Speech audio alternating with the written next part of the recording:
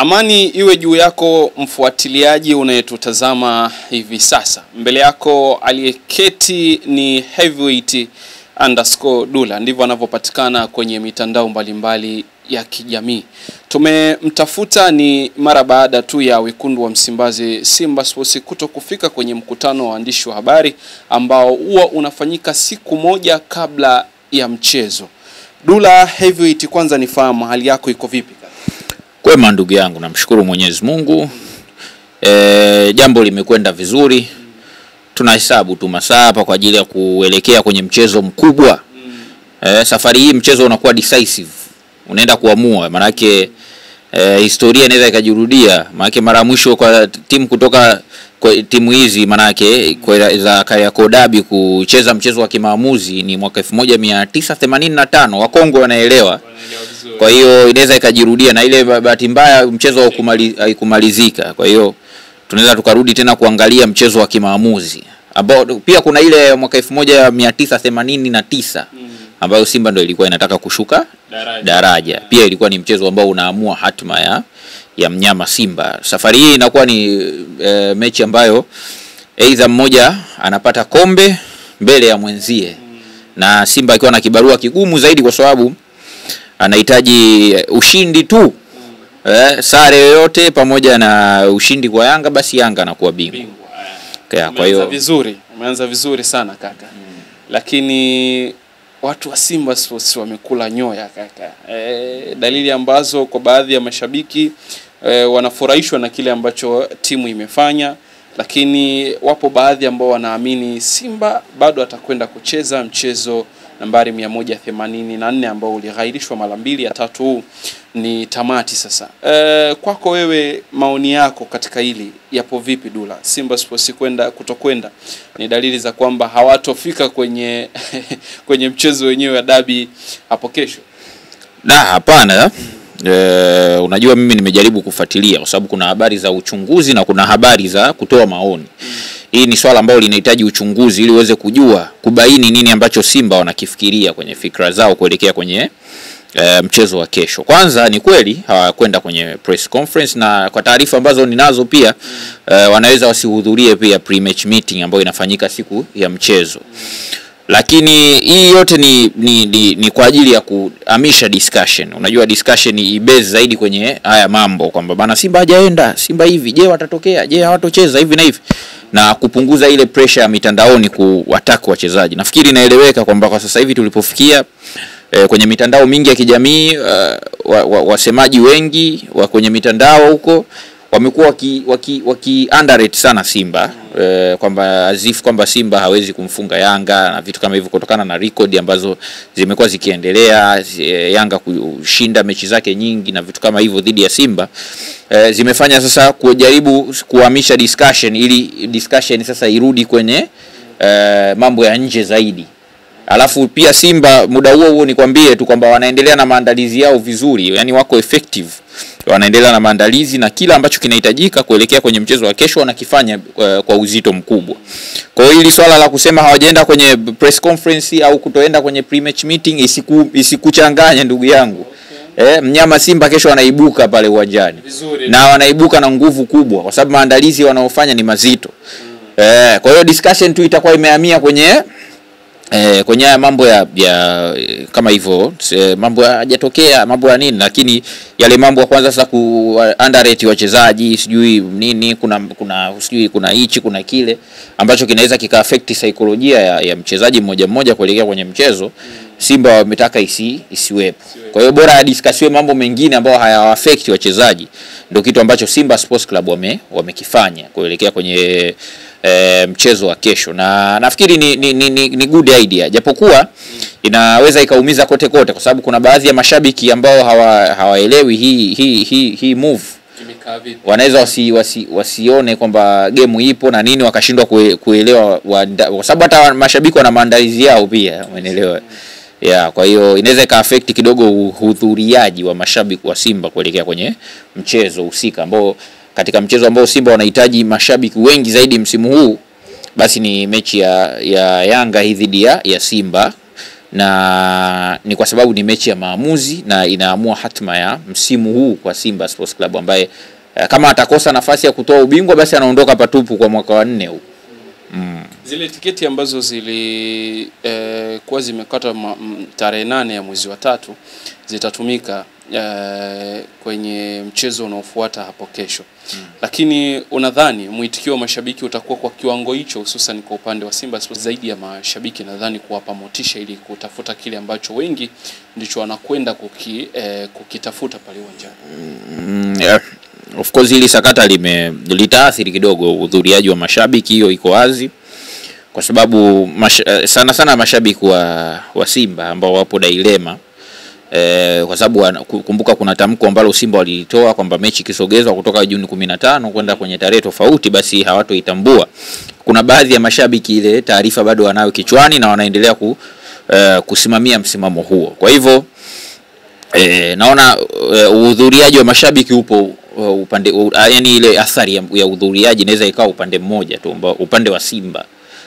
Lakini Yanga kama kawaida wao watakwenda kuangalia mchezo, sababu of course, kwa sababu kwa upande wa Yanga wao ni kama wana ushindi, umeelewa? Ni kama wana ushindi kwamba matakwa yao yamesikilizwa, umeelewa? Tarehe imesogezwa mbele, jambo ambalo pia walikuwa wamedemand hivyo, na vitu kama hivyo. Kwa hiyo labda kwenye issue labda ambayo wamekutana nao kama surprise kuelekea kwenye mchezo wa kesho ni issue ya waamuzi, umeelewa?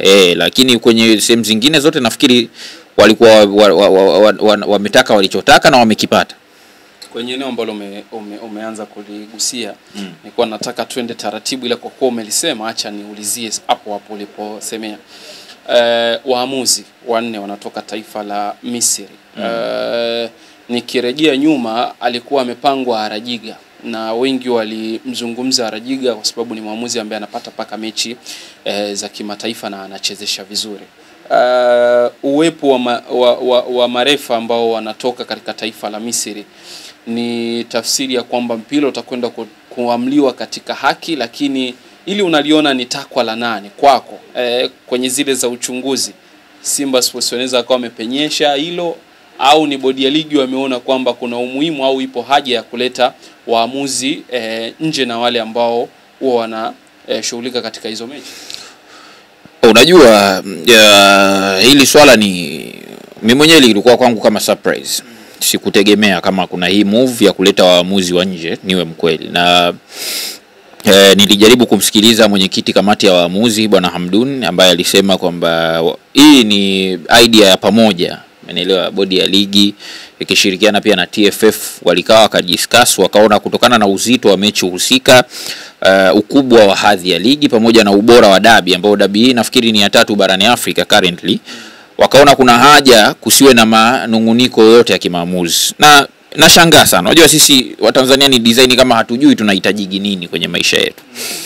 Unakuta mtu tulikuwa kila baada ya dabi kumalizika discussion kwenye maredio, mavipindi nini, na kwa ni waamuzi wamefeli. Dabi iliyopita Kayoko aliharibu. Dabi ya nyuma Rajiga lalamikiwa. Sasa kumekuwa kuna malalamiko dhidi ya waamuzi katika dabi nyingi sana ambazo zinachezwa. Wanaotoa malalamiko ni nani? Ni wadau wa soka pamoja na mashabiki pamoja na watu wengine. Lakini vile vile hata baadhi ya viongozi, umeelewa, wameshawahi kuingia kwenye heka za kutaka kufungiwa kwa sababu ya malalamiko dhidi ya waamuzi. Sasa safari hii wenye mamlaka wameleta waamuzi kutoka nje. Hao wanaanza tena kulalamika kwamba sijui kwa nini waamuzi wanatoka nje na vitu kama. Utasema ndo mara ya kwanza waamuzi wanakuja kutoka nje. Mechi ya Simba na Azam FC ishai kuamuliwa na waamuzi kutoka Somalia. Nafikiri inajulikana. Sasa kwa nini leo hii inaonekana kama vile waamuzi kuja kusimamia na ni waamuzi wazuri? Sinaelewa. Swala linafuatia mara baada ya tarehe kubadilishwa, kwa sababu tarehe 8 mechi ilikuwa ni ile, hadhi ni ile. Kilichobadilika ni nini mpaka waamuzi wakaletwa tofauti na tarajiwa wa nchi? Yaani swali ndo linakuja hapo. Yaani kilichobadilika ni nini? Kama tarehe 8 alikuwa ni Arajiga. Sasa kipi ambacho kimefanya asirudi Arajiga na wawepo marefa wa taifa lingine? Arajiga currently hayupo, yupo Misri. Kwa hiyo hao ambao wanalalamika. Sasa wana hadhi alafu wanalalamikiwa kila baada ya mechi. Kayoko kila baada ya mechi analalamikiwa penalty 3. Ukumbuke pia hata wa Misri kwao walikuwa na malalamiko kutoka kwa Al Ahly kwa Zamalek na dabi ilishindikanika kwa sababu Kayoko unajua ngombe kitu. Hata hiyo dabi ya Cairo. Umeelewa? Malalamiko yamekuwa mengi. Kwa sababu nitakupa tofauti. Ndio. Yule anatoka Misri, hafungamani na Simba wala Yanga. Ndiyo. Lakini anavokuwa kwao Misri anaweza akafungamana na moja ya timu. Hiyo ni kitu ambacho kina nini? Kwa sababu mbona kwenye mechi za kimataifa refa hawezi kuletwa ambaye anatoka ukanda mmoja na timu yote inayocheza. Mbona hiyo hatuoji? Basi ingekuwa hivyo raha, basi mechi ya nyumbani anachezesha watu wa Tanzania, mechi ya away anachezesha mtu kwa mfano kama Simba inacheza na Al Ahly anachezesha Misri, ingekuwa fair. Isingekuwa fair, si ndio? Sasa kama kwao wanamlalamikia ni kwa sababu either anafungamana na giant mmoja wa Cairo, kama si Zamalek basi Al Ahly. Kwa hiyo sioni sasa sababu ya kucompare vitu kama hivyo, kwa sababu ni very big difference. Umeelewa? Anakuja hapa Simba na Yanga zote yeye hana muda nazo. Yeye timu yake anaoipenda ipo kwao Misri. Kwa hiyo anakuja hapa kusimamia sheria. Na huyu refa ni mzuri sana. Labda niombe kitu kimoja. Unajua mechi ya Yanga na Simba hii tumeizungumzia sana kwenye before tarehe 8. Tulizungumzia sana kiufundi. Umeelewa? Na safari hii imetunyima sana kuizungumzia kiufundi kwa sababu matukio ya hapa na pale yamekuwa mengi sana. Na watu wanataka kusikia jambo linaloendelea currently kuliko kudeal na kuruka step. Sasa miongoni mwa vitu ambavyo nina uhakika navyo ni kwamba mechi kama hizi zinaamuliwa na quality ya mchezaji mmoja mmoja. Unaweza ukawa na performance as a team, ukawa na performance nzuri, lakini kumbuka unaenda kucheza na timu ambayo, yani kwa kifupi timu zote zina performance nzuri. Labda niweke hivyo kwa sababu zimepishana alama moja mpaka mwisho wa ligi. Na still wao kwa wao ndo wana decide nani atachukua ubingwa. Na timu zote hivi zote mbili zimesha prove kwamba zinaweza zikakuangusha when it matters most. Lakini tukianza na Yanga wametuangusha when it matters, yani kwamba pale inapohitajika zaidi basi wanaangusha, ikiwemo mchezo ambao walitoka sare dhidi ya MC Alger ya bila kwa bila. Walikuwa wanahitajika kupata bao moja tu. It matters only one goal. Unashindwa kufunga, unaenda unafunga mechi zinazofuatia za ligi 5 6 5 3 4 nini, lakini inapohitajika goli moja alishindwa kudeliver hilo goli moja. Wakajikuta nafasi ya 3 anatoka kwenye hatua ya makundi. Simba inakuwa timu pekee ambayo haijawahi kufeli kwenda kwenye edition kwenye stage inayofuata baada ya Champions League group stage. Sio, unanielewa? Yanga wakashindwa. Ya Simba naye it matters most kwenye finali. Bili umeshafika finali all the way. Ulitakuwa uhakikishe tu kwamba unavoenda away usiconcede mabao, unavokuja nyumbani upate mabao. Imeshindikana. Wakafeli. Wakaenda kucheza na Singida. It matters kwa sababu ilihitajika wao waweze kushinda mchezo waende kwenye finali, wakashindwa kuprove. Wakafeli. Si ndio? Sasa bado kuna wote wawili hao ambao wameshindwa kuprove when it matters most wanakutana sasa. Wenyewe kwa wenyewe. Kwa hiyo probably hapo inaeleweka. Mfano ikija kutokea sare inakuwa ni faida kwa Yanga, lakini itakuwa ni result ambazo hazitoshangaza kwa asilimia kubwa. Umeelewa? Sasa tunarudi kwenye key point. Hizi timu zote mbili ni timu bora. Na sitaki kusema nani mzuri nani sijui nini, kwa sababu timu zote mbili zinaweza yoyote anaweza akashinda na isiwe big deal. Sawa? Lakini tu labda niseme kwenye ngo moja kwamba hizi mechi zinaamuliwa na individual brilliance. Uwezo wa mchezaji mmoja mmoja, kwa sababu walimu wa timu zote mbili probably watakuwa wameshasomana mpaka dakika hii. Wapi hapo madhaifu ya Simba, wapi hapo madhaifu ya Yanga. Sawa? Tunaenda kwenye encounter ambayo tunategemea zaidi solution kutoka kwa mchezaji mmoja mmoja. Na nikitizama kwa umakini, kitu ambacho Yanga kinawasumbua ni pamoja na wachezaji wale ambao wana usumbufu, wenye uwezo mzuri wa kudribble mipira, wenye kasi, umeelewa? Kulingana na sasa nazungumzia Yanga sasa. Wachezaji ambao wanawasumbua ni wale wenye usumbufu. Unajua wachezaji wenye usumbufu. Kwa mfano mtu kama Eli Mpanzu sio lazima afunge bao. ndo useme kwamba ameperform vizuri, ila ni mchezaji ambaye akiwepo tu ile threat yake, usumbufu wake, uwezo wa kudribble, kasi yake, kufika kwenye maeneo na nini, inaweza ikawapa shida sana Yanga. Na Yanga wamekuwa ni moja ya timu aggressive sana, especially wanapocheza na timu kama Simba Sports Club. Sasa wanaenda kukutana na muamuzi Amin Mohamed Amin Omar kutoka Misri, ambaye huyu kutoa penalty kwake ni jambo la kawaida sana. Nafikiri kama wamefuatilia michuano ya CAF Champions League, walikuwa group moja na Al Hilal na TP Mazembe. Ndio bwana Jaffe. Mechi ya TP Mazembe ambao ya Al Hilal ambao walishinda mabao 2-1 dhidi ya TP Mazembe. Leo alitoa penalty dakika 22 tu ya mchezo. Mohamed Abdulrahman ali-convert. Umeelewa? Akaja akapewa pia robo finali ya michuano ya kombe la shirikisho barani Afrika. USM Alger na CS Constantine zote kutoka nchini Algeria. Mchezo wa second leg USM Alger yupo nyumbani. Si unanielewa alitoa penalty dakika 25 ya mchezo ikiwekwa kambani na Adem Alilet. Si umeelewa? Lakini kwenye mchezo wa ligi Al-Masri wanawakaribisha Al-Ahli Boja Al-Arab. Al-Ahli wanashinda kwa mabao 4-0. Alitoa penalty kwa Al-Ahli. Unaelewa? Penalty ya kwanza kabisa Marwan Atia anaiconvert.